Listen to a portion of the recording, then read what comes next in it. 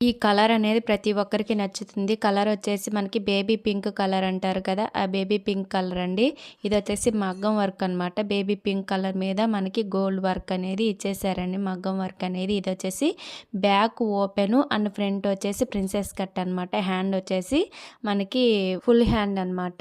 Back వచ్చేసి చూడండి pot neck వచ్చేసిందండి. పాట్ నెక్ వచ్చేసి మనము ఇలా వర్క్ అనేది ఇచ్చేసింది. మనకి లవ్ సింబల్లో వర్క్ అనేది వచ్చేసింది. అండ్ గోల్డ్ మొత్తం గోల్డ్ ఫినిషింగ్తో మగ్గం వర్క్ అనేది ఇచ్చేస్తున్నారండి. మనకి శారీలో ఏ కలర్ వస్తుందో ఆ కలర్ కాంబినేషన్తోనే వేస్తారనమాట. శారీ వచ్చేసి గోల్డ్ కలర్ అయి ఉంటుంది.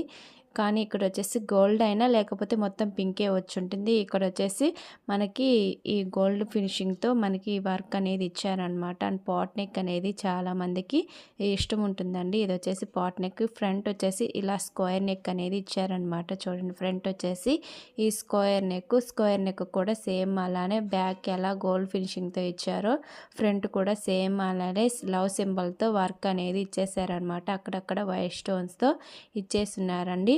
ఇలా హ్యాండ్స్కి అనేది చూడండి ఒక చిన్న బార్డర్ లాగా వన్ లైన్ ఇచ్చేసారు. అండ్ పైకి వచ్చేసి మనకి హ్యాండ్ మొత్తం ఫుల్ హ్యాండ్ కదా, హ్యాండ్ మొత్తం వచ్చేసి ఇలా ఆ లైన్స్గా ఇచ్చేసారనమాట. చాలా బాగుంది. కానీ చాలా నీట్ ఫినిషింగ్తో ఉంటుంది. స్టిచ్ చేసిన తర్వాత ఎలా ఉందో నెక్స్ట్ వీడియోలో చూపిస్తానండి.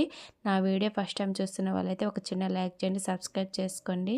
నెక్స్ట్ వీడియోలో కలుద్దాం. థ్యాంక్ యూ ఫర్ వాచింగ్ అండి. బాయ్.